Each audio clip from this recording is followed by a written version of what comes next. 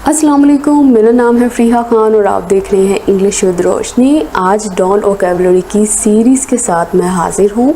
इसमें कुछ वर्ड्स मैंने लिए हैं, उनके मीनिंग्स, उनके सिनोनिम और साथ मैंने कुछ इमेजेस डाले हैं जिसके ज़रिए वो वर्ड्स आपके दिमाग में हमेशा के लिए स्टे करेंगे। तो जो फर्स्ट वर्ड है वो है ऑनरस। ये वो वर्ड्स हैं जो डॉन न्यूज़पेपर में आ चुके हुए हैं। पहला वर्ड है ओनरस। ओनरस का मतलब क्या होता है? इसका मतलब है वर्क, काम और रिस्पॉन्सिबिलिटी। मतलब या तो वो कोई काम है या आपकी जिम्मेदारी है कोई। अच्छा, कौन सा काम, कौन सी रिस्पॉन्सिबिलिटी? दैट लगा के वो डेफिनेट कर रहा है दैट इज़ डिफ़िकल्ट, जो मुश्किल है और अनप्लेजेंट और नाखुशगवार है टू डू करने के लिए और डील विद करने के लिए। ठीक हो गया, मतलब ऐसा काम, ऐसी जिम्मेदारी जो मुश्किल भी है और नाखुशगवार भी है करने के लिए। इसके सिनोनिम्स क्या हैं? इसके सिनोनिम्स हैं टैक्सिंग, डिफ़िकल्ट, लेबोरियस, बर्डनसम। इन सब का मतलब यही है जो ऊपर मैंने बताया आपको। इसको आप याद कैसे रखेंगे? इस इमेज को गौर से देखें, ठीक है। ऑनरस, इस आदमी के ऊपर इसको कोई टास्क दिया गया है, हो सकता है ये काम इसकी रिस्पॉन्सिबिलिटी हो करना, लेकिन वो क्या काम है वो इस वक्त बहुत डिफ़िकल्ट है। उसके फेशियल एक्सप्रेशंस को देखें, उससे देखकर क्या पता चल रहा है कि ये काम डिफ़िकल्ट भी है और उसको पसंद भी नहीं है करना। अब इसके सेंटेंसेस को देखो। इन द लास्ट ईयर, पिछले साल, the workload has become more onerous. जो वर्कलोड था ना, कोई काम आया था आपके ऊपर, कोई बात कर रहा है कि मेरे ऊपर जो वर्कलोड आया था last year, has become more onerous. एक तो वर्कलोड का मतलब है कि ज़्यादा काम आ गया, आपको ज़्यादा एनर्जी रिक्वायर्ड होगी, लेकिन उसने कहा कि वो मोर ऑनरस हो गया, मतलब और भी डिफ़िकल्ट हो गया डील करना, और भी ट्रबलसम हो गया, और भी लेबोरियस हो गया।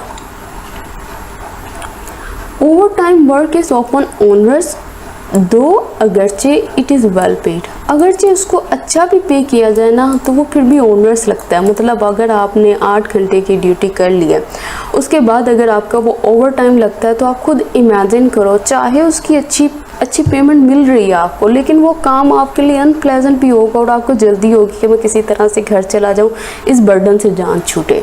तो ये ऑनरस का मतलब यही हो गया कि difficult word, burdensome, laborious. Word है वो है टर्पिट्यूड।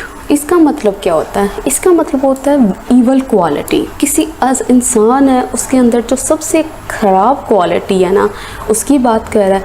और वे ऑफ बिहेविंग, और उसका जो वे है, तरीका है बिहेव करने का।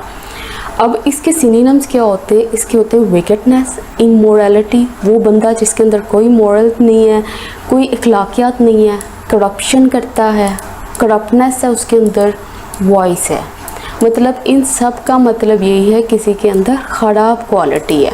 अब इसको याद कैसे रखना है? इस इमेज को गौर से देखो। ये इंसान जो है वो ये डेस्क के नीचे से उसको पैसे दे रहा है, तो मतलब ये क्या कर रहा है, ये क्या तरीका है? ये उस बंदे के अंदर की एक ईवल क्वालिटी है और उसका जो बिहेव करने का तरीका है वो भी ईवल है। तो ये यहाँ पे क्या कर रहा है? ये उसको रिश्वत दे रहा है। In less than an hour, come as come वो कह रहा है 1 घंटे से भी कम। द जज डिसाइडेड टू, जो जज था उसने डिसाइड कर लिया, फैसला कर लिया। अच्छा, किस चीज़ का उसने फैसला कर लिया? टू एक्सिक्यूट करने का, फांसी देने का। किसको? द किलर को। फॉर हिज मॉरल टर्पिट्यूड, मतलब उसने जो इखलाकी गलत हरकत की थी ना, जो उसने करप्शन की है, उसने जो करप्टनेस दिखाई है, इमोरलिटी दिखाई है, विकेटनेस दिखाई है, उसके ऊपर जो जज है उसने डिसाइड कर लिया कि वो इस किलर को फांसी दे देगा। The criminal was sentence to life. अब ये जो क्रिमिनल था उसको उम्र कैद हो गई। कहाँ हुई? इन प्रिजन, जेल में। किस लिए हुई? For the acts of turpitude he committed. वो एक्ट्स, वो ख़राब एक्ट्स जो उसने कमिट किए थे, जो उसने काम किया था, उसकी बुनियाद पर जो क्रिमिनल था उसको उम्र कैद हो गई जेल में। तो इसको याद कैसे रखना है? टर्पिट्यूड, और उसके बाद इस इमेज को अपने माइंड में आपने रखना है। इफ्यूसिव का मतलब क्या होता है? इसका मतलब होता है शोइंग, दिखाना, एक्सप्रेसिंग, एक्सप्रेस करना ग्रेटिट्यूड को, प्लेयर को अप्रूवल को। मतलब कोई भी चीज़ हो गई, आपकी खुशी हो गई, कोई चीज़ की अप्रूवल हो गई, कोई खुशी शुक्रगुजारी हो गई है, उसको इफ्यूजिव वे में दिखाना, मतलब इस तरह से दिखाना अनरिस्ट्रेंड और हार्टफुल मैनर में, मतलब जिसमें आपकी ऊपर आपकी इमोशंस के ऊपर काबू ही नहीं है। ठीक है, अब ये आदमी देखो, अब ये जो आदमी है इसका कोई काम हुआ है, ये जिस तरह से एक्सप्रेशन दे रहे हैं तो इसका मतलब क्या है, ये एफ्यूसिव है इस वक्त, इसको अपनी इमोशंस पे कंट्रोल नहीं है। इसके सिनोनिम्स हैं गशिंग, अनरिस्ट्रेंड मतलब कोई स्ट्रेन नहीं है, कोई उसको उसके ऊपर काबू नहीं है, अनरिजर्व्ड है, डिमॉन्स्ट्रेटिव है मतलब बहुत डिमॉन्स्ट्रेट कर रहा है, बहुत ज़्यादा शो कर रहा है, किसको, ग्रेटिट्यूड को, प्लेयर को या अप्रूवल को। अब ये थोड़ा सा मैं इसको ये सेंटेंसेस की फॉर्म में ज़्यादा अच्छा समझ आएगा। Ayesha was effusive in her thanks. अब आयशा का कोई काम आपने करके दिया है, अब आयशा जो है वो बार बार शुक्रिया अदा करती जा रही है, तो वो इस तरह से वो जो बार बार वो जो थैंक्स के अंदर अपनी इमोशंस को काबू नहीं रख पा रही ना, तो वो क्या है, वो एफ्यूसिव है। ठीक है, वो इस वक्त एफ्यूसिव हुई हुई है। दूसरा, her effusive manner of greeting her friends finally began to irritate them. Her effusive manner, उसका जो मैनर था, तरीका था ग्रीट करने का, ठीक है, खुशामदीद करने का अपने दोस्तों को, आखिरकार वो क्या हो गया, शुरू कर दिया उसने इरिटेट करना। अक्सर ऐसा होता है, आप फ्रेंड्स ग्रुप में हो, आपका कोई दोस्त हो, वो बहुत ज़्यादा, जैसे जिसको कहते नहीं, बहुत सदके जाना, आपके ऊपर बहुत ज़्यादा अच्छा बन के वो ग्रीट करना और इस तरह से करना, तो एक टाइम ऐसा आता है कि आप इरिटेट होने लग जाते हो इस बिहेवियर से। तो आई होप ये जिस तरह की एग्जाम्पल्स हैं इससे आपको समझ आ गई होगी कि एफ्यूसिव क्या होता है। मतलब मुफ्त में ही आप बहुत ज़्यादा तारीफ़ें करना स्टार्ट कर दो, शुक्रिया अदा करना कर दो, कोई घर में आया इतनी ज़्यादा उसकी खुशामदीद करो कि अगला बंदा इरिटेट हो जाए। असिजुअस, इसका मतलब क्या होता है, इसका मतलब होता है शोइंग, दिखाना ग्रेट केयर, अटेंशन और एफर्ट। ठीक है, अब ये बंदा जो है यहाँ पे क्या कर रहा है, ये अपनी घास काट रहा है, लेकिन एक चीज़ नोट करो कि वो कितनी ज़्यादा अटेंशन उसने लगाई हुई है, कितनी केयर कर रहा है और कितनी एफर्ट्स लगा रहा है अपने इस काम करने को, उसको साइड्स पे जो हो रहा है कुछ नहीं पता। तो इसके सिनोनिम्स क्या होते हैं, इसका मतलब होता है careful, attentive, industrious, laborious, hard working, कि मतलब बहुत ज़्यादा काम करना दिल लगा कर। ये लेबोरियस अभी ऊपर वर्ड भी आया था, जिसका मतलब था कि मतलब कोई ऐसा काम जो थका देने वाला हो। ठीक है, इस वक्त ये जो कर रहा है, ये अपनी पूरी अटेंशन लगाई हुई है, उसने अपनी केयर की हुई है, अपने एफर्ट्स लगाई हुई हैं, अटेंटिव है अपने काम में। शी वॉज असिजुअस इन हर ड्यूटीज़, मतलब उसको, वो लड़की है कोई, वो असिजुअस है इन ड्यूटीज़, मतलब उसको जो काम दिया गया है वो उसमें बहुत अटेंटिव है, बहुत केयरफुल है, बहुत रिस्पॉन्सिबिलिटी से उस काम को पूरा करती है। इफ़ यू वॉन्ट, अगर तुम चाहते हो, क्या चाहते हो, टू बिकम, बनना, क्या बनना, अ ग्रेट पियानो प्लेयर, एक बहुत ही अच्छा पियानो प्लेयर ना, यू मस्ट बी असिजुअस, तुम्हें असिजुअस होना पड़ेगा और प्रैक्टिस करना पड़ेगा ऑफन। असिजुअस मतलब तुम्हें बड़ा ही अटेंटिव होना पड़ना है, केयरफुल होना पड़ना है, बड़ा हार्ड वर्किंग होना पड़ना है और एफर्ट्स दिखानी पड़नी है इस काम के लिए। अच्छा, क्विड प्रो क्यो, ये तो मेरे ख्याल में बहुत ज़्यादा बोला जाता है। इसका मतलब ये होता है अदले का बदला। ठीक है, फेवर के बदले फेवर। इसका मतलब ये देखो, अ फेवर और advantage given in return for something. मतलब देखो, ये पिक्चर को गौर से देखो, ये वो कह रही है कि मैं तुमको ऑरेंज दूंगी, तुम बदले में मुझे कुछ दो। तो वो क्या दे रही है, वो बर्गर दे रही है, वो उसको ऑरेंज दे रही है। मतलब अदले का बदला, वो कुछ अच्छा दे रही है, वो कोई चीज़ उसको पेश कर रही है, वो बदले में दूसरी चीज़ को पेश कर रही है। ये देखो sentences, the government has promised, government जो है वो प्रॉमिस कर चुकी है। किस चीज़ का वादा किया गवर्नमेंट में, फूड एड का, कि वो फूड की इमदाद करेगी, वो खुराक देगी, एज, किसके बदले में, एज अ क्विड प्रो क्यो के, for the stopping of violence, कि अगर तुम वायलेंस को स्टॉप कर दो तो मैं बदले में तुम्हें क्या दूंगा, तुम्हें फूड एड दूंगा, तुम्हारी खुराक के ज़रिए तुम्हारी मदद करूंगा। मे भी कुछ क्रिमिनल्स हो, कोई काम ऐसा चल रहा हो, तो उनका दरमियान में एक एग्रीमेंट हुआ, गवर्नमेंट ने उसको बोला कि तुम ये वायलेंस को स्टॉप कर दो, मैं इसके बदले में तुम्हें फूड एड दे दूंगा। प्लीज़ एक्सेप्ट द यूज़, कह रहे प्लीज़ एक्सेप्ट कर लो, कबूल कर लो इस्तेमाल किस चीज़ का, आवर कॉटेज, हमारे कॉटेज का, as quid pro quo for lending us your car, मतलब कि आप हमारी कॉटेज को इस्तेमाल कर लो और बदले में आप हमें अपनी कार इस्तेमाल करने दे दो। मतलब दो सिचुएशन है, आप ये काम कर लो, मैं आपको ये फेवर देता हूँ, आप बदले में मुझे ये फेवर दे दो। तो ये होता है क्विड प्रो क्यो। अब ये आता है इंट्रांसिजेंट, इसका मतलब क्या होता है? इसका मतलब तो वेरी स्टबर्न, बहुत ज़िद्दी होना, ठीक है, बहुत ज़िद्दी। ये जो लड़की है इस टाइम, ये जो बच्ची आपको नज़र आ रही है छोटी सी, ये इसका बिहेवियर कैसा है? मतलब वो इस टाइम अनकम्प्रोमाइजिंग लग रही है, इनफ्लेक्सिबल है, अनबेंडिंग है, मतलब जो भी हो जाए मैं अपनी ज़िद पे खड़ी हूँ तो मैं खड़ी हूँ। उसके एक्सप्रेशन से, उसके फेस से, उसकी बॉडी लैंग्वेज से यही बात जाहिर हो रही है। मतलब इंट्रांसिजेंट का मतलब यही होता है, वो इंसान जो बहुत स्टबर्न हो, चाहे उसका स्टांस हो, कोई पोजीशन को लेकर खड़ा हो, उसमें अनकम्प्रोमाइजिंग हो, फ्लेक्सिबल हो, कि मैंने कोई भी बात हो जाए तो जो मैं जिस जिद पे खड़ा हूँ उस पे खड़ा रहूँगा, तो वो चीज़ होती है इंट्रांसिजेंट। ओइंग टू का मतलब क्या होता है? की वजह से, किसकी वजह से? देयर इंट्रांसिजेंट एटीट्यूड, उनका ये जो स्टबर्न जिद वाला जो एटीट्यूड है ना, वही वो अनेबल, हम बहुत अनेबल रहे, काबिल नहीं रहे टू रीच, पहुंचने के लिए इन एग्रीमेंट। मतलब कि कोई टू पार्टीज बैठी हुई हैं, उनके दरमियान में कुछ निगोशिएशन हो रही थी, लेकिन अगले बंदे का जो एटीट्यूड था, बिहेवियर था, वो कंप्रोमाइजिंग नहीं था, वो फ्लेक्सिबल नहीं था, जिसकी वजह से वो एग्रीमेंट पे नहीं पहुंच सके। If the politician do not change their intransigent attitudes, वो कह रहा है अगर ये जो पॉलिटिशियंस है ना, सियासतदान है, डू नॉट चेंज, नहीं चेंज करते अपने इस बिहेवियर को, और बिहेवियर कैसा है? इंट्रांसिजेंट है, स्टबर्न है, इनफ्लेक्सिबल है, दे विल नॉट पास, तो वो नहीं पास कर सकते, यानी बिल, कोई भी बिल ड्यूरिंग द सेशन के दौरान। मतलब आपको किसी एग्रीमेंट पे पहुंचना है तो आपको क्या होना पड़ेगा? आपको फ्लेक्सिबल होना पड़ेगा, इंट्रांसिजेंट होने की बजाय।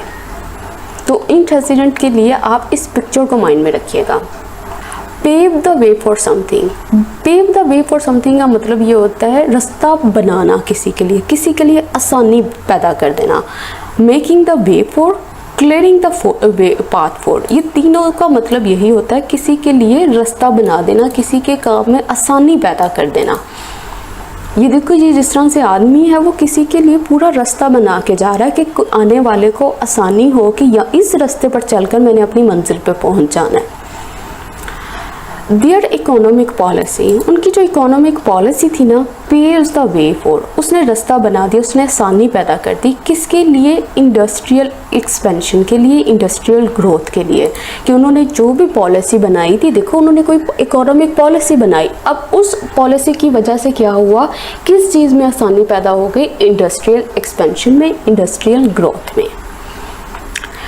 डॉन वोकैबुलरी की ये सीरीज़ आज की हो गई है कंप्लीट। तो मुझे कमेंट सेक्शन में ज़रूर बताइएगा आपको वोकैबुलरी का ये मेथड कैसा लगा।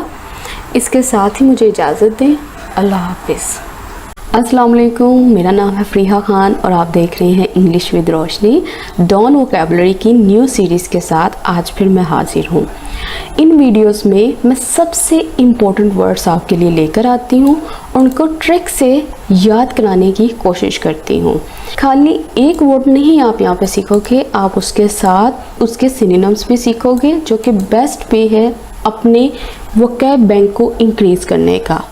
तो चलें इसे स्टार्ट करते हैं। बेलीजिरेंट, पहला वर्ड जो है वो है बेलीजिरेंट, ये एडजेक्टिव है, ठीक है।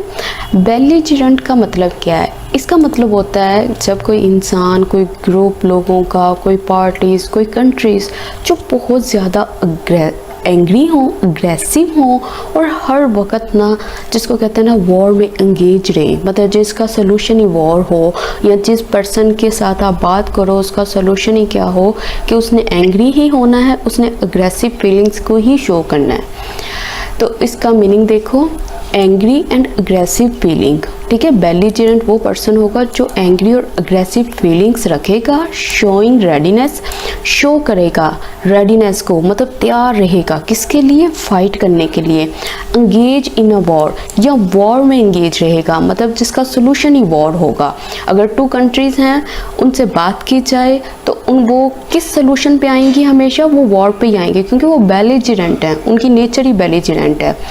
तो कुछ लोग होते हैं, उनसे जब बात की जाती है वो बहुत ज़्यादा एंग्री हो जाते हैं या अग्रेसिव फीलिंग्स को शो करते हैं, तो वो भी बेलिजरेंट है।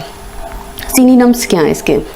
होस्टाइल, अग्रेसिव, थ्रेटनिंग, मतलब एक इंसान जो होस्टाइल है वो दुश्मनी रखने वाला है, अग्रेसिव है, बहुत ज़्यादा अग्रेशन दिखाता है, गुस्सा दिखाता है, थ्रेटनिंग है, मतलब आप उससे बात करो तो वो थ्रेटनिंग महसूस होता है, मतलब ऐसा लगता है वो धमकी लगा रहा है।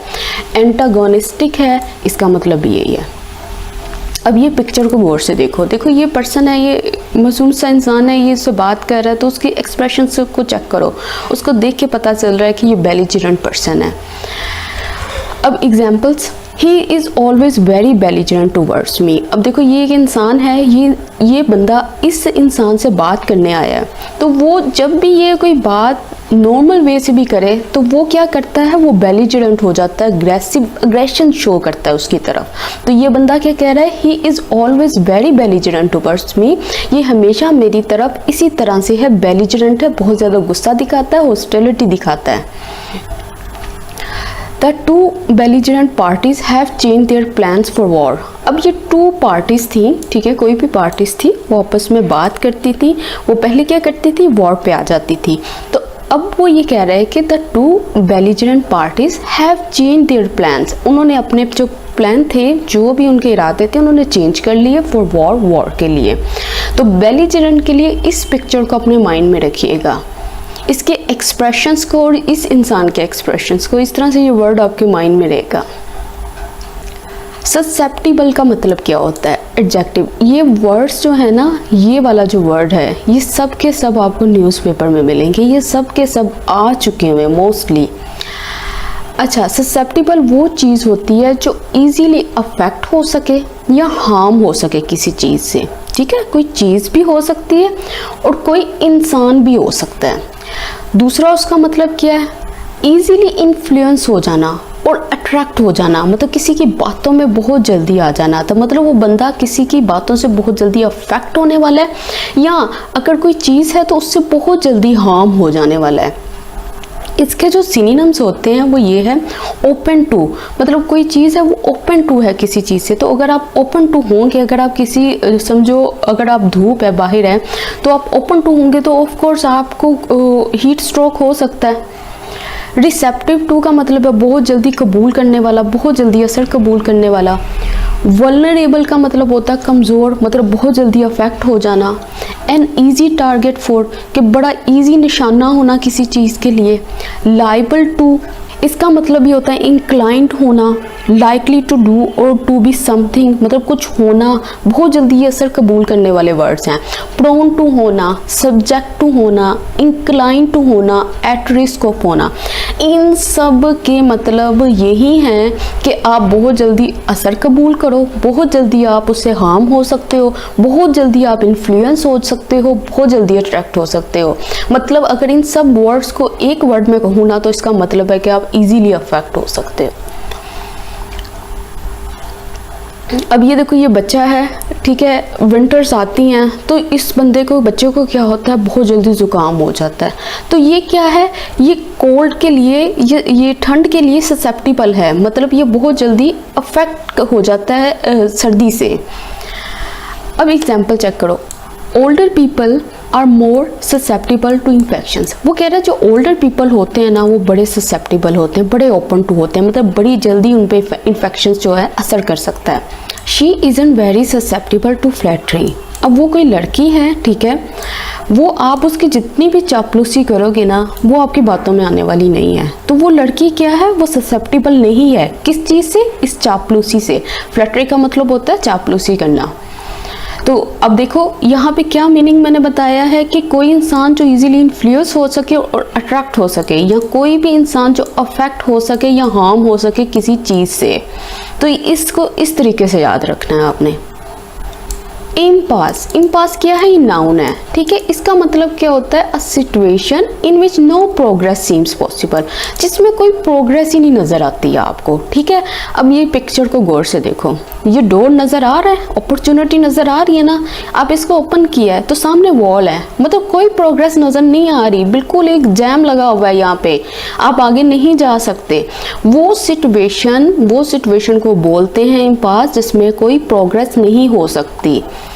अच्छा, इसके जो सिनोनिम्स है ना, ये सब के सब आपको न्यूज़पेपर में ज़रूर मिलेंगे। Deadlock, log jam, gridlock. Log jam क्या होता है? अच्छा, लॉग जैम क्या होता है? ये लकड़ी का जो टुकड़ा होता है ना, ये वाला, ये जो नज़र आ रहा है, ये लॉग होता है, ठीक है। अब लॉग जैम मतलब इतने लॉग्स आ गए हैं यहाँ पे, तो यहाँ पे क्या लग गया? जैम लग गया, इनको आगे कोई प्रोग्रेस नज़र नहीं आ रही। तो लॉग जैम को इस तरीके से आप याद रखिए, इस वर्ड को। उसके बाद वो कह रहा है ग्रिड लॉक। अब ग्रिड लॉक क्या होता है? अच्छा, अब ये देखो, एक के बाद एक जो गाड़ी नज़र आ रही है, ये सब की सब क्या है? ये ग्रिड लॉक है, ठीक है। ये ग्रिड लॉक लग गया, अब आप आगे नहीं जा सकते, कोई प्रोग्रेस नज़र नहीं आ रही। और यहाँ पे मैंने भी बताया था कि ये जो लकड़ी के टुकड़े पड़े हुए हैं, ये लॉग है। ये लॉग जब इतने ज़्यादा तादाद में नज़र आ रहे हैं तो ये क्या हो गया? एक जैम लग गया, लॉग जैम, ठीक है। अब आगे प्रोग्रेस नज़र नहीं आ रही। इन तीनों वर्ड्स को आपने इस तरह से याद रखना है। इम्पास के लिए आप ये वाली पिक्चर को माइंड में रखें, और लॉग जैम और ग्रिड लॉक के लिए आप वो दो पिक्चर्स जो मैंने आपको बताई थी उनको माइंड में रखें। Example, the negotiation had reach an impasse. अब ये जो बातचीत थी ना, वो कहाँ पे पहुँच गई? वो इम्पास पे पहुँच गई। With both side refusing to compromise. अब देखो, ये कौन सी सिचुएशन आ गई है? टू पार्टीज थी, वो आपस में बातचीत कर रही थी सोल्यूशन फाइंड करने के लिए। अब क्या हुआ? उनके दरमियान में एक ऐसा पॉइंट आ गया कि दोनों ने रिफ्यूज़ कर दिया कंप्रोमाइज़ करना। तो वो सिचुएशन जो है ना, जब दोनों कोई भी कंप्रोमाइज़ नहीं कर रहा, तो वो सिचुएशन क्या हो गई? इम्पास हो गई। मतलब वो आगे नहीं जा रहे, वो प्रोग्रेस ही स्टॉप हो गई, तो कोई सोल्यूशन ही नहीं मिला। तो वो क्या चीज़ है? वो इम्पास है। Deadlock, log jam, gridlock, impasse, ये आपको न्यूज़पेपर में बहुत मिलेगा। डेजा व्यू, ये क्या है? ये नाउन है, लेकिन इसका ओरिजिन जो है ना, वो फ्रेंच है, इस वजह से ये ऐसे लिखा हुआ। अच्छा, इसका ये बड़ा इंटरेस्टिंग वर्ड है। इसका मतलब होता है कि जब आपको ना कोई सेंस महसूस हो, मतलब आपको फील हो कि भाई इस जगह पे तो मैं पहले भी आ चुका था, मतलब ये काम तो मैं पहले ही भी कर चुका था। ये जो सेंस है ना of having experience the present situation before, इसको डेजा व्यू बोलते हैं, ठीक है। आपको अक्सर आप नोट करना, कभी ना कभी ऐसा ज़रूर किसी ने एक्सपीरियंस किया होगा कि आपको ऐसा फील होता है कि आप कोई सिचुएशन के अंदर गुजरे हो, तो आपको ऐसा लगता है कि भाई मैं इस सिचुएशन को ना पहले भी एक्सपीरियंस कर चुका था, तो उसके लिए यूज़ होता है डेजा व्यू। अब देखो, ये पर्सन है, ठीक है, ये पिक्चर को गौर से देखो, उसने उस पिक्चर को गौर से वो देख रहा है तो उसको याद आ रहा है ये तो मैं पहले भी देख चुका था। ये देखो, ये किस तरीके से वो पिक्चर पे पिक्चर बनती जा रही है कि मतलब उसको पता चल रहा है कि मैं पहले भी एक्सपीरियंस कर चुका हूँ इस चीज़ को। आई एंटर द रूम, मैं रूम में एंटर हुआ and immediately felt a sense of डेजा view, तो मुझे फ़ौरन सेंस महसूस हुई डेजा व्यू की। मतलब मुझे ऐसा फील हुआ कि मैं पहले इस रूम में कहीं इस चीज़ को एक्सपीरियंस कर चुका हूँ, मैं इस चीज़ में पहले दाखिल हो चुका हूँ। हो सकता है कोई न्यू रूम हो जहाँ वो एंटर हुआ हो और जहाँ पे उसको ऐसा सेंस महसूस हुआ हो डेजा व्यू का। तो अगर आप में से भी किसी ने ऐसी सेंस रखी है कि आपको भी लगा है कि हाँ भाई मैं ऐसी सिचुएशन को पहले एक्सपीरियंस कर चुका हूँ, तो प्लीज़ मुझे भी कमेंट सेक्शन में ज़रूर बताइएगा। इनसेसेंट, ये एडजेक्टिव है, ठीक है। इसका मतलब होता है कंटिन्यूइंग विदाउट इंटरप्शन। एक चीज़ है जो कंटिन्यू है बगैर इंटरप्शन के, सीसलेस के, अनएंडिंग के, बगैर किसी रुकावट के, बगैर किसी इख्तिताम के, वो क्या है? वो कंटिन्यूस है, मतलब वो जारी है अभी तक। तो इसके जो सिनोनिम्स हैं वो क्या होंगे? Constant, continuous, non stop. मतलब हर वो चीज़ जो कंटिन्यूस हो, कांस्टेंट हो, नॉन स्टॉप हो। अब ये जो लड़की है ये क्या कर रही है? ये ब्ला ब्ला ब्ला ब्ला कर रही है, मतलब ये कंटिन्यूसली इस वक्त ये बोल रही है। ये जो बोलने का काम है ये क्या कर रही है? इसने इसको नॉन स्टॉप रखा हुआ है। एग्जाम्पल्स चेक करो। She was talking incessantly and that was annoying। अब यहाँ पे जो incessant है ना, ये एडवर्ब की सूरत में आया है, ठीक है। शी वॉज टॉकिंग, वो टॉक कर रही थी, कैसे टॉक कर रही थी। अब ये जो एक्शन है ना टॉक करने का, इसको डिफाइन करने के लिए उसने इस एडजेक्टिव का एडवर्ब फॉर्म लगा दिया कि incessantly वो टॉक कर रही थी, नॉन स्टॉप बातें कर रही थी। एंड दैट वॉज अनोइंग, जो कि बहुत ही अनोइंग था, बहुत ही गुस्सा दिलाने वाला था। अब no one likes incessant snoring adjective, ठीक है। अब यहाँ पे incessant जो है ना वो एडजेक्टिव की फॉर्म में आया। स्नोरिंग मतलब कि वो जो खराटे लेना, लगातार कंटिन्यूस जो खराटे हैं ना, नो वन लाइक्स, कोई भी पसंद नहीं करता। अब यहाँ पे incessant जो है वो एडजेक्टिव की फॉर्म में है, और यहाँ पे ये जो incessant है वो incessantly बना हुआ है, मतलब वो एडवर्ब की फॉर्म में आया हुआ है।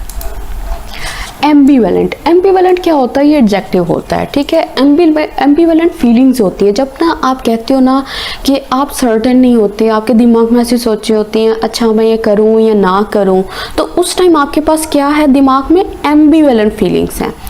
आप शॉपिंग करने के लिए जाते हो, आपको यही नहीं समझ आती, अच्छा ये मोबाइल खरीदूं कि ये खरीदूं, ये ड्रेस बाय करूं कि ये ड्रेस बाय करूं, तो उस वक्त आपके अंदर क्या फीलिंग्स है, आप एम्बीवेलेंट हो, ठीक है, आपके अंदर मिक्स फीलिंग्स है। Ambivalent feelings having mix feelings about someone or something, किसी इंसान के बारे में भी हो सकती है और किसी चीज़ के बारे में भी हो सकती हैं।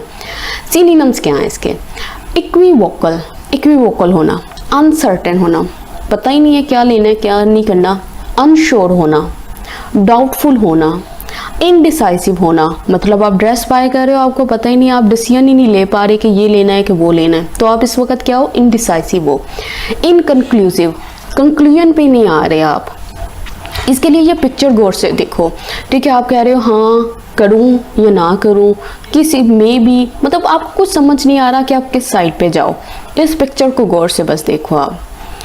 Example, my family and I had ambivalent feelings, कह रहे हैं मैं और मेरी जो फैमिली थी हम रखते थे एम्बीवेलेंट फीलिंग्स। अच्छा किस बारे में, about moving to the US, US जाने के बारे में। अब कोई इंसान है वो कह रहा है कि हमें समझ ही नहीं आ रही थी कि हम यूएस जाएं कि ना जाएं, मतलब वो लोग क्या थे उस वक्त, अनश्योर थे, अनसर्टन थे, इक्विवोकल थे, डाउटफुल थे, इनडिसाइसिव थे, इनकंक्लूसिव थे, एम्बीवेलेंट थे। तो ये सब के सब आपको वर्ड्स याद होने चाहिए।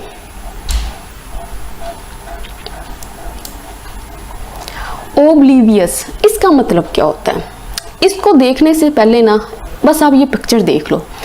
अब ये जो बंदा है ना ये अपनी मगन में जा रहा है, ठीक है, अपनी मगन में है, इसको कुछ नहीं पता कि साइड पे क्या है, सामने क्या है, दाएं क्या है, बाएं क्या है, इसको यही नहीं पता कि इसके सामने इस टाइम डेंजर है, ठीक है। ऐसा इंसान जिसको पता ही नहीं है, अनअवेयर है, अनकॉन्शियस है कि इसकी साइड्स पे क्या हो रहा है।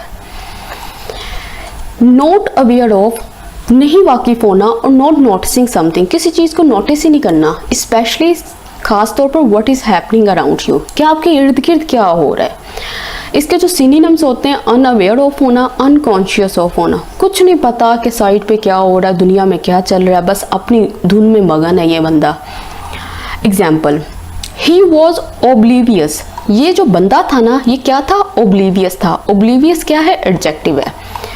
वो क्या था, वो ओब्लीवियस था, किस चीज़ से, डेंजर से, अराउंड हिम, जो उसके गिर्द डेंजर थी उसको नहीं पता था।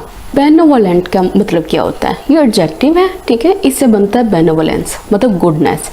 इसका मतलब वो होता है कोई इंसान जो बहुत काइंड हो, ठीक है, बहुत काइंड हार्ट रखता हो, बहुत ही अच्छा दिल रखता हो, अच्छी नेचर का इंसान हो, जेनरस हो, तो उसके लिए बोलते हैं बेनेवोलेंट, ठीक है। बेनेवोलेंट के लिए आप एक पिक्चर देखो।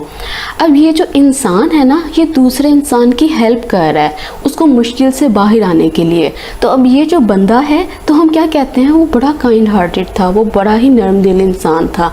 तो वो वाला इंसान जो है ना, ये वाला जो पर्सन है जो इसकी हेल्प कर रहा है, ये जो है ना ये बेनेवोलेंट है। Generous in providing aid to others, कि मतलब जेनरस है, उसको अपनी नहीं है, उसको दूसरों की फिक्र है कि अच्छा यार दूसरों का काम अच्छा हो जाए, दूसरों की मैं हेल्प कर दूं, तो वो जो बंदा है ना वो बेनेवोलेंट है। तो इसी से बनता है बेनेवोलेंस, गुडनेस, जिसका मतलब होता है अच्छाई। सिनोनिम्स क्या है इसके, काइंड, नरम, काइंड हार्टेड, जिसका दिल बहुत नरम है, वार्म हार्टेड है, टेंडर हार्टेड है, बिग हार्टेड है, गुड नेचर है, तो हम कहते नहीं है उस बंदे का दिल बड़ा ही बड़ा था कि उसने मेरी हेल्प की है। एग्जाम्पल देखो, आना has many friends because of her benevolent nature. अब ऐना कोई लड़की है, उसके बहुत ज़्यादा फ्रेंड्स हैं सिर्फ इस वजह से कि वो बहुत ही काइंड है, वो बड़ा ही अच्छा दिल रखती है, सबकी हेल्प करती है, तो वो क्या है, बेनेवलेंट है, उसकी बेनेवलेंट नेचर है।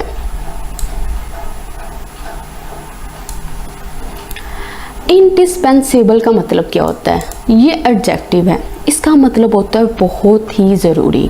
ठीक है, अच्छा आपको ये पिक्चर नज़र आ रही है ना, इसके अंदर एक चेन है, ठीक है, चेन के अंदर ये रिंग्स लगी हुई हैं, इनमें से अगर एक भी रिंग ना हो तो ये चेन ना रहे। समझ आ गई कि मतलब ये जो पार्ट है ना, ये बहुत ही उसका क्रूशियल है, उसको चेन बनाने के लिए बहुत ही नेसेसरी हिस्सा है। तो इंडिस्पेंसिबल का मतलब क्या हुआ, एब्सोल्युटली नेसेसरी, बहुत ज़रूरी। ठीक है, सिनोनिम्स क्या है उसके, एसेंशियल होना, क्रूशियल होना, की होना, नेसेसरी होना, बहुत ज़रूरी होना, बहुत इंपॉर्टेंट होना। Leadership and learning are indispensable to each other. अब ये जो लीडरशिप है ना और लर्निंग है, ये दोनों इंडिस्पेंसिबल हैं एक दूसरे के लिए। मतलब आप लीडरशिप को ना, लीडरशिप के साथ साथ आपको लर्निंग भी कंटिन्यू रखनी है, इसके बगैर आपकी लीडरशिप जो है ना वो कंप्लीट नहीं है। इम्प्यूनिटी, इम्प्यूनिटी का मतलब होता है आज़ादी, छुटकारा। ठीक है, फ्रीडम है इसको फ्रॉम पनिशमेंट, पनिशमेंट से, सज़ा से, हार्म और लॉस से। अब ये बंदा है, इसने गलत काम किया, इसने मर्डर किया, लोगों को नुकसान पहुंचाया, लेकिन इसके पास क्या है, आज़ादी है, छुटकारा है, इसको पता है कि कोई किसी इसका कोई बिगाड़ ही नहीं सकता, कुछ नहीं कर सकता, तो इसको कहते हैं फ्रीडम फ्रॉम पनिशमेंट, हार्म और लॉस। इसके सिनोनिम क्या है, डिस्पेंसेशन, एग्जम्पशन मतलब राहत मिल जाना, छूट मिल जाना, इम्यूनिटी। अब एग्जाम्पल देखो, no one can flout the law with impunity. Flout का मतलब होता है डिसरिगार्ड करना, जानबूझ कर डेलिब्रेटली आप लॉ को इग्नोर करो। तो वो कह रहा है कि कोई भी जो नहीं है वो लॉ को ना इग्नोर नहीं कर सकता, उसको डिसरिस्पेक्ट नहीं कर सकता, इम्प्यूनिटी के साथ, आज़ादी के साथ, छुटकारे के साथ, कि आप ये लॉ को डिसोबे करो और आपको कोई सज़ा ना मिले। तो इसके लिए इस इमेज को आप माइंड में रखिएगा। तो आज डॉन की सीरीज़ हो गई है कंप्लीट। तो मुझे कमेंट सेक्शन में ज़रूर बताइएगा आपको कैसा लगा इन पिक्चर्स के ज़रिए, इन ट्रिक्स के ज़रिए वोकैबुलरी को सीखना। तो इसके साथ ही मुझे इजाज़त दें, अल्लाह हाफ़िज़।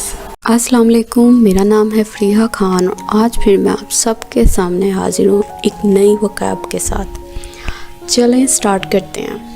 आज हमारा जो फर्स्ट वर्ड है वो है स्नूपोन।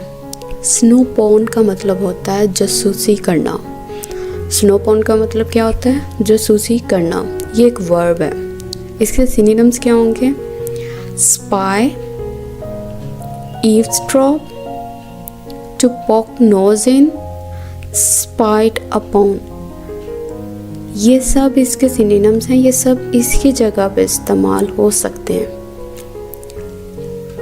चलें कुछ सेंटेंसेस देखते हैं। Don't snoop into my affair. मेरे कामों में जासूसी मत करो। सारा's husband is snooping on her. Sarah का जो हस्बैंड है वो उस पर जासूसी कर रहा है। इस वर्ड को याद रखना है तो इस इमेज को गौर से देखें। यहाँ पे एक आदमी है जो कि चुपके से रूम के अंदर देख रहा है। तो ये क्या कर रहा है, ये जासूसी कर रहा है। जब आप किसी भी वर्ड को उसके इमेज के साथ माइंड में बिठाने की ट्राई करते हो तो वो वर्ड कभी भी आपके माइंड से नहीं जाता। इसलिए मैं आपके सामने वर्ड्स के साथ साथ उनके पिक्चर्स भी लेकर आई हूँ। चलें नेक्स्ट वर्ड देखते हैं, ब्रीच। ब्रीच भी एक वर्ब है जिसका मतलब होता है वादा खिलाफी करना।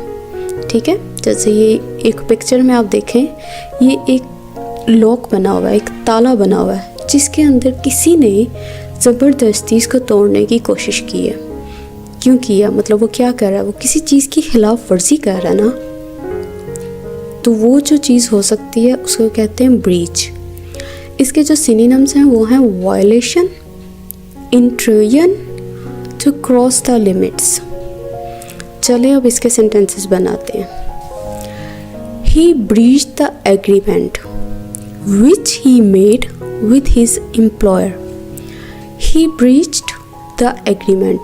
उसने जो एग्रीमेंट था उसकी खिलाफ वर्जी की.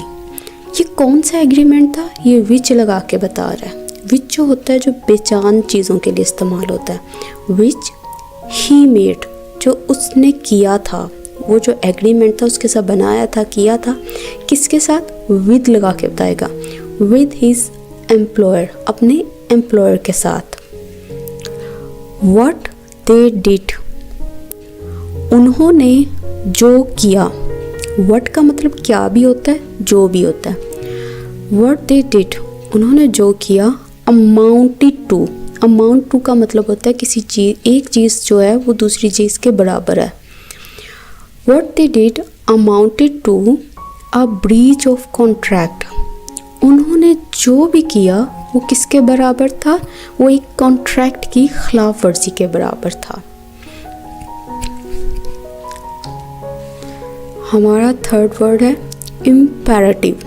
इम्पेरेटिव जो होता है वो एडजेक्टिव होता है.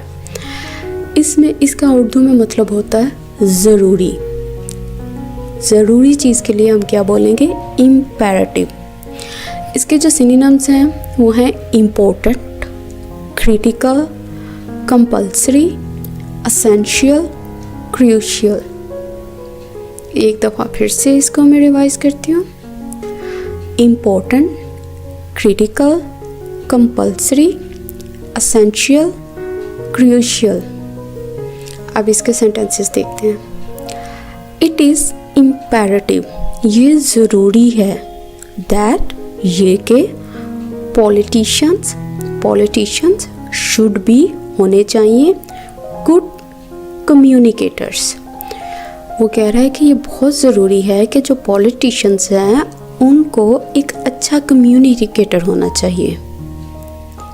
इन बिजनेस में आप प्रमोट रिप्लाई, एक फौरी आंसर इज इम्पेरेटिव. वो क्या है? इम्पेरेटिव.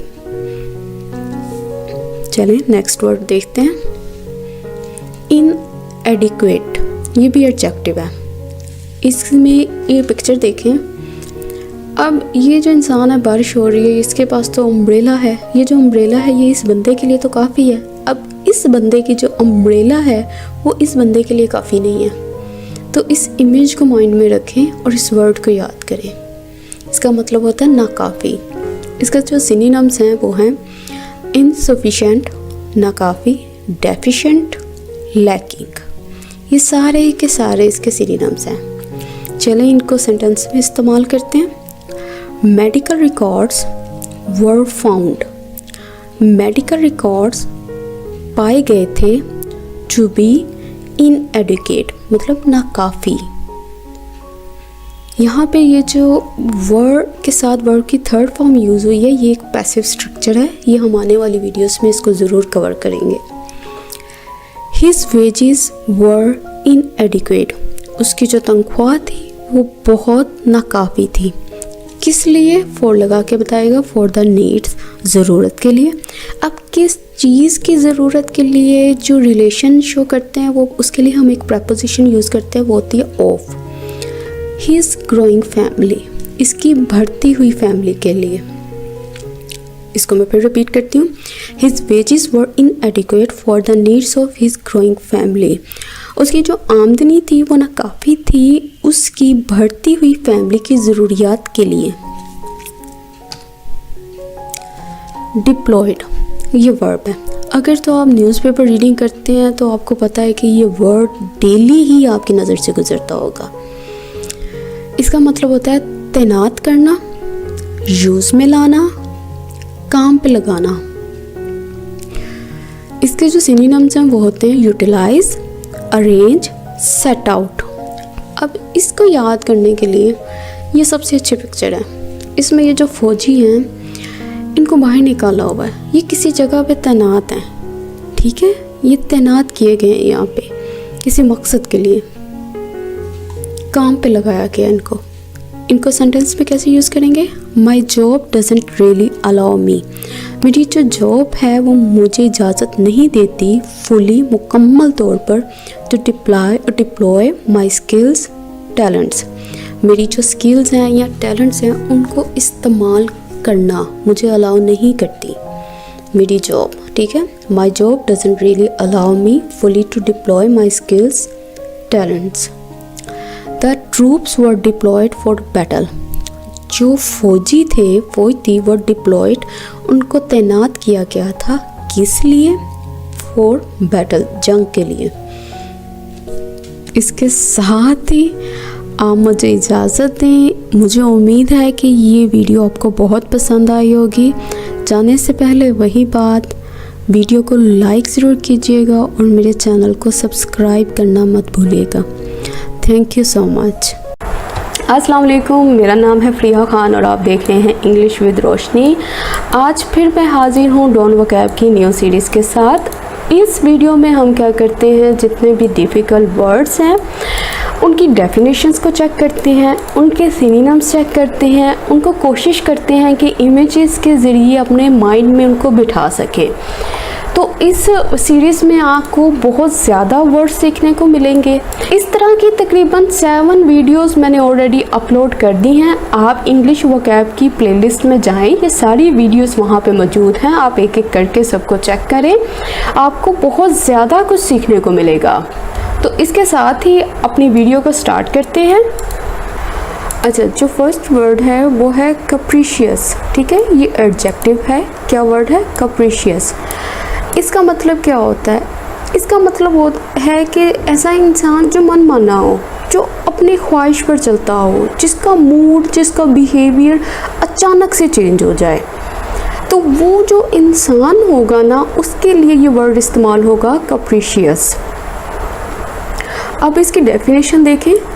चेंजिंग मूड और बिहेवियर, अपने मूड को, अपने बिहेवियर को चेंज करना सडनली, अचानक से, एंड अनएक्सपेक्टेडली, और मतलब आपको उम्मीद भी ना हो। अक्सर आपने ऐसे लोग लाइफ में देखे होंगे, वो अगर आपसे अभी अच्छे से बात कर रहे हैं, अगर 2 मिनट्स गुजरे हैं उसके बाद वो एकदम से अपना उनका बिहेवियर चेंज हो जाता है। तो वो जो चीज़ है ना, जो मूड का एकदम से चेंज हो जाना, वो कैप्रिशियस कहलाता है। अच्छा, इसके सिनोनिम्स हैं, वो हैं फिकल। फिकल का मतलब भी यही है कि ऐसा इंसान जो अपने मजाज को बदल ले, जिसका जो मूड है वो अचानक से चेंज हो जाए, जिसका मूड जो हो वो बिल्कुल गैर यकीनी हो, हमें नहीं पता कि वो 2 मिनट के बाद कैसा बिहेव करेगा। चेंजेबल, ऐसी चीज़ जो चेंज हो जाती हो। इनकॉन्स्टेंट, ऐसी चीज़, ऐसा बिहेवियर जो कांस्टेंट ना हो, मतलब एक तरह से चल ना रहा हो, अचानक से चेंज हो जाए। इर्रेगुलर, अच्छा अब ये बच्चा देखो, इसका बिहेवियर अचानक से चेंज हो गया है, ठीक है। ये जो वर्ड है, हो सकता है इसके पीछे कोई बैकग्राउंड हो, इसके पीछे कोई रीज़न हो जिसकी वजह से किसी पर्सन का जो मूड है, बिहेवियर है, वो अचानक से चेंज होता हो, ठीक है ना। मतलब आपने किसी चीज़ को जज नहीं करना, ये जस्ट वर्ड है, उसकी एक्सप्लेनेशन बताई जा रही है आपको कि कैप्रिशियस का मतलब क्या होता है। अच्छा, अब एग्जाम्पल चेक करो। हर कैप्रिशियस मूड्स, उसका जो मूड्स है ना, जो अचानक से तब्दील हो जाना, आर डिफ़िकल्ट टू एंटिसिपेट, कहता बहुत मुश्किल है समझना, एंटिसिपेट करना, उसके बारे में बताना कि अब नेक्स्ट उसका मूड जो है वो क्या होगा, मतलब उसके मूड के बारे में आप कुछ नहीं बोल सकते।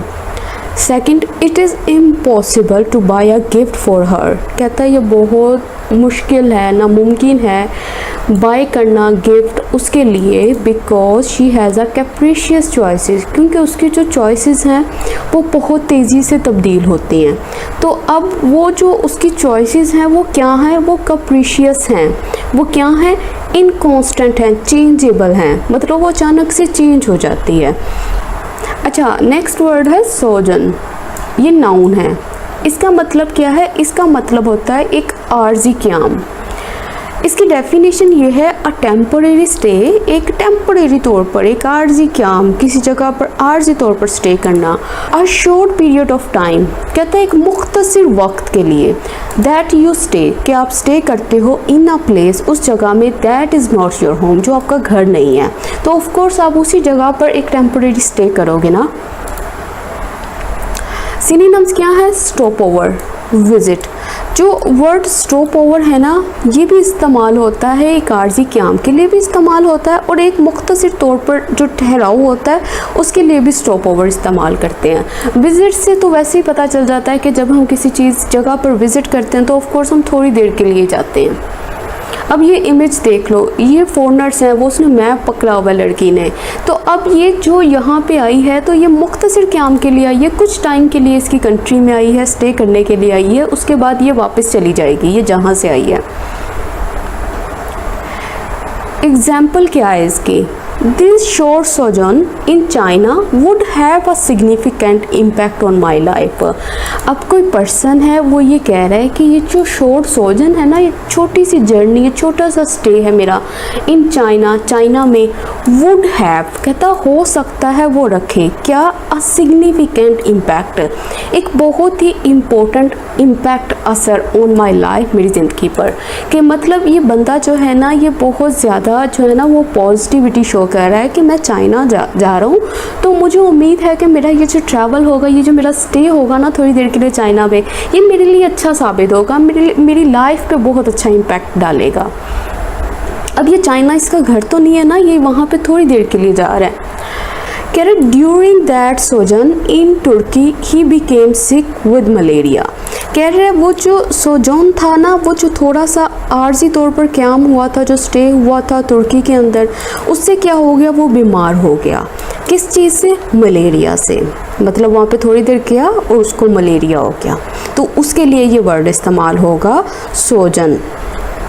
बस इस इमेज को आप माइंड में रखना ना कि ये थोड़ी देर के लिए, जैसे इसने यहाँ पे स्टे किया इसकी कंट्री में, तो ये टेम्परेरी स्टे है। अच्छा, नेक्स्ट वर्ड है डोडल। डोडल का मतलब क्या होता है? ये वर्ब है, इसका मतलब है वक्त ज़ाया करना, आहिस्ता आहिस्ता किसी काम को करना, ठीक है, स्लोली स्लोली। मतलब आप कब स्लोली स्लोली किसी काम को करते हो? या जब आपका दिल नहीं कर रहा होता उस काम करने को, या वैसे ही आप अपना वक्त ज़ाया कर रहे होते हो। To take a long time, कहता बहुत लंबा टाइम लेना। टू डू समथिंग, कुछ करने के लिए। गो समवेयर, कहीं जाने के लिए। Taking more time than is necessary, कहता उतना टाइम जितना नेसेसरी है ना, उससे ज़्यादा टाइम लेना। तो तब क्या होता है? वो डोडल होता है कि उस वक़्त आप जो है ना अपने वक्त को ज़ाया कर रहे हो, आहिस्ता आहिस्ता आगे बढ़ रहे हो। सिनोनिम्स क्या हैं? फर्स्ट वर्ड है लिंगर। लिंगर करने का मतलब क्या है? इसका मतलब भी है कि सुस्ती करना, देर करना, काहली करना। टेक वंस टाइम, जल्दी ना करना। ड्रैग वंस फीट, जानबूझकर सुस्त होना या काम करने से गुरेज करना। प्रोक्रेस्टिनेट, इसका मतलब क्या है? इसका मतलब है टाल मटोल करना, कि किसी तरह से ये काम छूट जाए, मुझे ना ही करना पड़े, लेकिन बस वही स्लोली स्लोली उस काम को करना। अच्छा, इसके लिए आप ये इमेज देखो, स्नेल। अच्छा, ये स्नेल है, ये कितना स्लोली स्लोली स्लोली चलता है, ठीक है। चाहे सिचुएशन कुछ भी हो जाए, यहाँ पे कोई अफरा तफरी मच जाए, कोई तूफान आ जाए, लेकिन उसकी जो स्पीड है ना वो उतनी ही रहेगी। एग्जाम्पल चेक करो। स्टॉप डॉडलिंग, ये डॉडलिंग करना बंद करो, मतलब ये वक्त ज़ाया करना बंद करो। You will be late for school, आप लेट हो जाओगे स्कूल के लिए। अब बच्चा है, उसका स्कूल जाने को दिल नहीं कर रहा, और वो क्या कर रहा है? कभी अपने बैग को चेक कर रहा है, कभी उसमें बुक्स रख रहा है, कभी अपनी सॉक्स ढूंढ रहा है। मतलब इनडायरेक्टली वो अपने वक्त को ज़ाया कर रहा है कि किसी तरह से मुझे स्कूल ना जाना पड़े। We will never get all the shopping done। अब ये कोई हस्बैंड है, वो अपनी वाइफ से बोल रहा है कि we will never get all the shopping done, हम कभी भी इतनी सारी शॉपिंग नहीं कर पाएंगे टुडे, आज। इफ़ यू डोडल लाइक दिस, अगर तुम इसी तरह से टाइम वेस्ट करती गई, मतलब एक शॉप पे वो गई है, तकरीबन कोई आधा घंटा उसने यही चीज़ों को इधर उधर करने में टाइम वेस्ट कर दिया, तो उसका हस्बैंड उसको कहता है अगर तुम ऐसे ही डोडल करती रही तो हमारी आज कोई शॉपिंग नहीं होनी। अच्छा, ये स्टोरीज मैं थोड़ी सी बना के बताती हूँ ताकि ना वो चीज़ आपके माइंड में रह जाए, वो याद करने में आसानी हो उसको। तो इस चीज़ के लिए ना आप इस इमेज को भी माइंड में रखिएगा, स्नेल को। अच्छा, नेक्स्ट वर्ड है वैंडल। वैंडल जो वर्ड है ना, आपको न्यूज़ में बहुत नज़र आएगा। ये क्या होता है? ये वो पर्सन होता है जो जानबूझकर जो पब्लिक प्रॉपर्टी है ना उसको डिस्ट्रॉय करता है या डैमेज करता है। इसकी डेफिनेशन चेक करो, a person who deliberately destroys damages public property. वो इंसान जो डेलिब्रेटली मतलब जानबूझकर वो ये काम करता है, जानबूझकर वो डिस्ट्रॉय करता है, डैमेज करता है पब्लिक प्रॉपर्टी को। अब इसके सिनोनिम्स चेक करें। डिस्ट्रॉयर मतलब इसके लफ्ज़ से पता चल रहा है ऐसा इंसान जो डिस्ट्रॉय कर दे, जो बिल्कुल तबाह कर दे किसी चीज़ को। डिफेसर, डिफेसर मतलब कोई चीज़ है उसको डिफेस करने का मतलब उसको ऐबदार बना देना, उसको ख़राब कर देना। डिमोलिशर, इसका मतलब यही है डिमोलिश कर देना, जैसे ये डिस्ट्रॉयर है उसी तरह से डिमोलिशर है। अब इसके लिए ये इमेज देखो, अक्सर ये इस तरह की जब मुल्क में हंगामी सूरत हाल पैदा होती है, किसी भी कंट्री में देख लो, तो ऐसे आदमी ज़रूर नज़र आते हैं जो किसी ना किसी चीज़ को पकड़कर आग लगाना स्टार्ट कर देते हैं, शॉप्स को तोड़ना स्टार्ट कर देते हैं। तो ये जो इंसान है ना, ये जो इंसान होता है ये असल में वेंडल होता है, ये पर्सन ऐसे काम करता है। अब एग्जाम्पल्स चेक करो। The couple set up a 24 hour security camera. अब ये जो कपल था ना उसने सेटअप किया, पूरा उसने सेटअप कर दिया 24 आवर सिक्योरिटी कैमरा। अच्छा, किस लिए किया? To trap the vandal. उन्होंने ट्रैप करना था, पकड़ना था उस वेंडल को। कौन सा वेंडल था? स्क्रैचिंग देयर कार, जो कि स्क्रैच करता था उसकी कार को, उसके ऊपर निशान डाल कर जाता था। तो ये बंदा क्या कर रहा है? देखो ये वेंडल है ना, मतलब पब्लिक प्रॉपर्टी है ना, किसी लोगों की प्रॉपर्टी है वो कार, तो उसके ऊपर स्क्रैच डालता था। तो ये जो बंदा है इसके लिए उन्होंने 24 आवर सिक्योरिटी कैमरा लगाया है ताकि उसको पकड़ सकें। अच्छा, नेक्स्ट जो सेंटेंस है वो है वेंडल है pulled the telephone out of the call boxes. अब उसने क्या किया, वेंडल ने क्या किया, उसने पुल किया है टेलीफोन को out of the call box. अब ये कॉल बॉक्स क्या होता है, ये इमेज देखो, ठीक है, ये जो अक्सर लगे होते हैं ना जिसके अंदर फ़ोन होते हैं, तो वो वेंडल क्या था, उसको कुछ नहीं मिला, तो ये जो फ़ोन लगा हुआ है उसने उसी को खेल कर बाहर फेंक दिया। तो उसने ये मतलब ये जो प्रॉपर्टी थी इसको नुकसान पहुँचाया। अच्छा, जो नेक्स्ट वर्ड है वो है ल्यूडिक्रस। ये एडजेक्टिव होता है।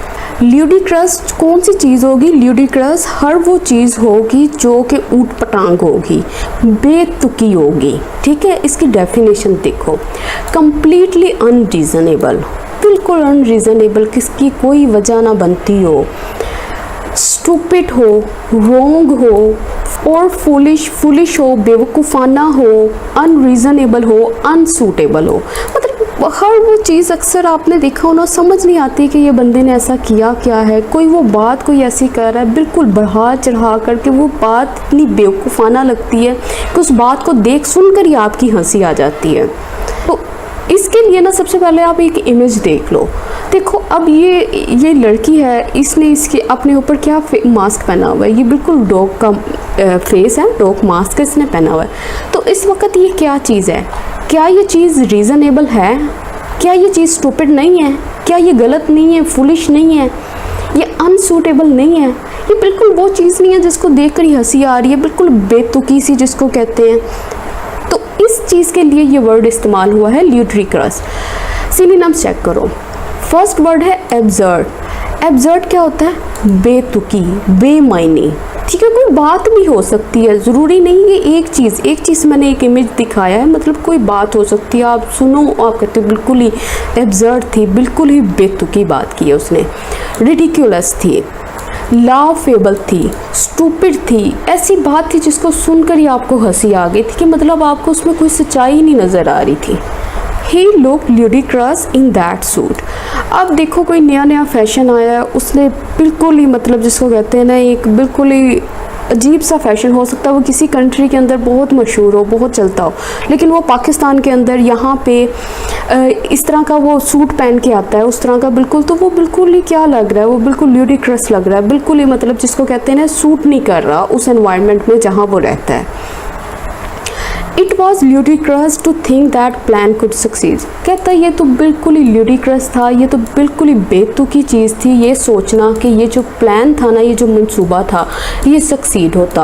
हो सकता है कुछ फ्रेंड्स हैं उन्होंने बैठ के आपस में कोई मंसूबा बनाया हो और वो तीसरे बंदे को बताया हो, तो वो आगे से ये बात कहे कि ये तो मतलब कि प्लान ही जो था वो बिल्कुल ही बेतुका था, तो इससे कैसे उम्मीद की जा सकती थी कि ये प्लान जो है ना आपका सक्सेसफुल होता। तो अब यहाँ पे भी सिचुएशन चेक करो, इस सिचुएशन में भी ये आया ल्यूडिक्रस। अच्छा, अब नेक्स्ट है विंडिक्टिव। ये जो विंडिक्टिव वर्ड होता है ये एडजेक्टिव है, ठीक है। अच्छा, ये कौन से लोग होते हैं? ये वो लोग होते हैं जो कहते हैं कि अगर उनको किसी तरह से आपने हर्ट कर दिया ना, तो वो जो इंसान होता है वो कहता है कि जी मैंने तो बदला लेना ही लेना है।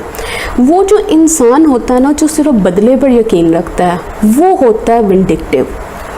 डेफिनेशन देखो, वन हु इज़ डिटर्मिन्ड, कहता है वो बिल्कुल डिटर्मिन है टू टेक, लेने के लिए फुल रिवेंज, कि मैं तो पूरे का पूरा बदला लूँगा फॉर रॉन्ग्स, उन गलतियों का डन टू हिम, वो तमाम गलत चीज़ें जो की गई हैं मेरे साथ, ठीक है। वो इंसान मतलब इस इंसान की नेचर बता रहा है कि अगर उसको चोट पहुँच गई है तो वो इंसान विंडिक्टिव है, तो वो आपसे ज़रूर बदला लेगा।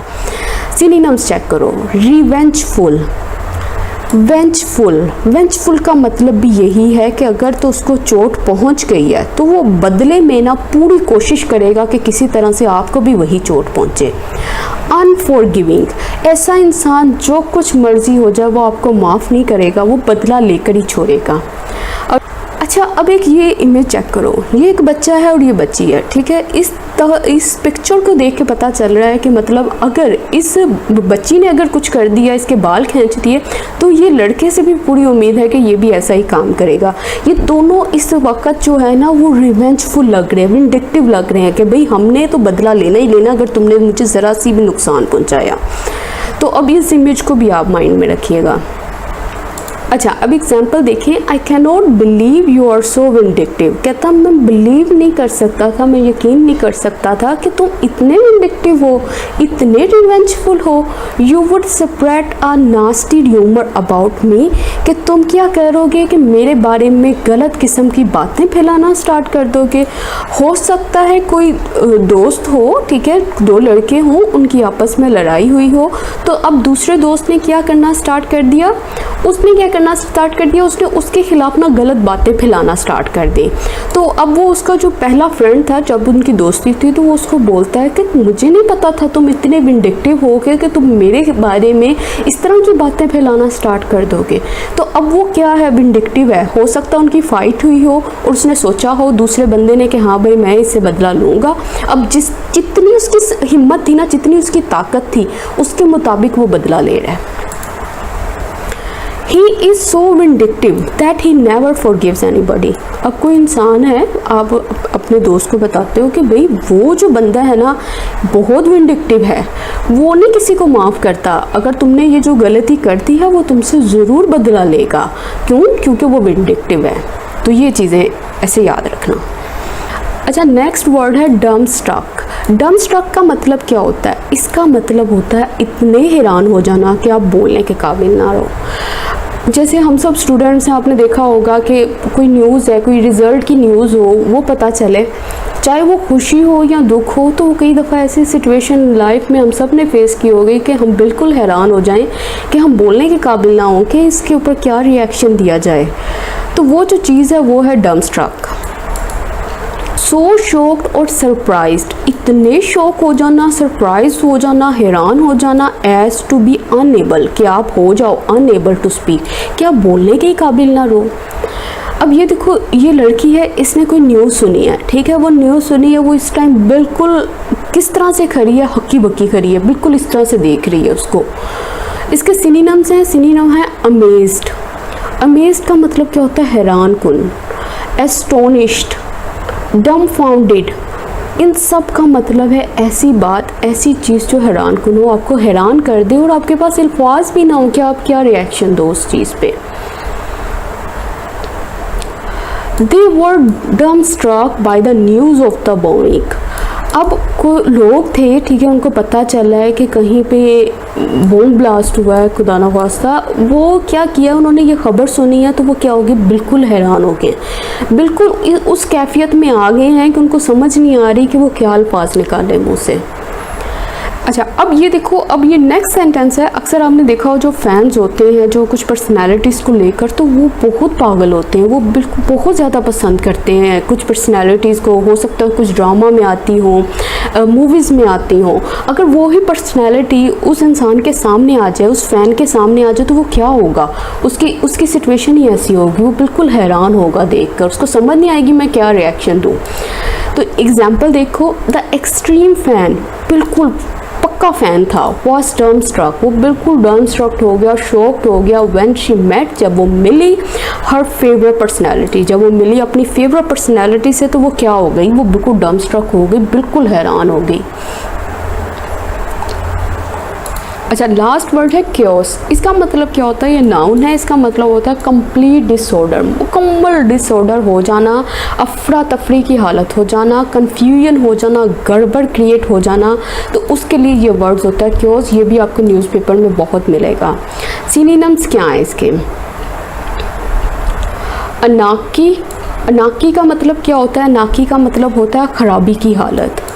डिसअरे, पेंडिमोनियम, पेंडिमोनियम क्या होता है, हंगामी सूरत हाल।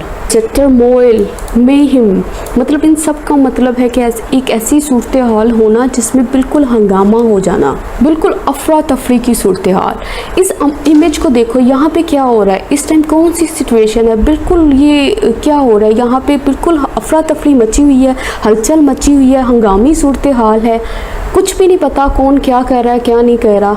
अच्छा, एग्जाम्पल चेक करो, the town was in chaos during the right. अब कहता है कि कोई दंगा फसाद हुआ कहीं पे, तो उससे क्या हुआ, उस फसाद की वजह से जो पूरे का पूरा टाउन था वो उसमें क्योस आ गया, वो बिल्कुल उसमें अफरा तफरी की हालत हो गई। The chaos in the cafeteria begin. अच्छा, ये एग्जाम्पल से आपको बड़ा अच्छे से ये समझ आएगा। The chaos in the cafeteria begin, जो कैफेटेरिया था ना, सारे जाते हैं जो खाना खाने के लिए, तो वहाँ पे क्योस कब पैदा हुआ, डिसऑर्डर कब पैदा हुआ, when one student through his lunch at another student, जब एक स्टूडेंट ने ना अपना लंच जो था ना दूसरे स्टूडेंट के ऊपर फेंका। आप इसको इमेजिन करो, आपको बड़े अच्छे से ये वर्ड क्लियर होगा कि कैफेटेरिया में बैठे थे सब लोग, जैसे जाते हैं वहाँ पे, तो अब अचानक से एक स्टूडेंट ने अपना लंच किसी दूसरे स्टूडेंट के ऊपर फेंक दिया, तो उससे क्या होगा उस वक्त, क्या हाथापाई स्टार्ट हो जाएगी, उद्यम मच जाएगा। ऊपर से कैफेटेरियाज कितने होते हैं, छोटे छोटे होते हैं स्कूल्स में, कॉलेजेस में, तो अब वो वहाँ पे कौन सी सूरत हाल पैदा हो गई, वहाँ पे अफरा तफरी की हालत हो गई, वहाँ पे गड़बड़ हो गई, बिल्कुल डिसऑर्डर मच हो गया वहाँ पे। आज की वीडियो होगी कंप्लीट। तो मैंने पूरी कोशिश की है किसी तरीके से इन वर्ड्स को आप लोगों के लिए आसान बना सकूं। तो कमेंट सेक्शन में मुझे अपना फीडबैक देना मत भूलिएगा। इसके साथ ही मुझे इजाज़त दें। अल्लाह हाफिज़।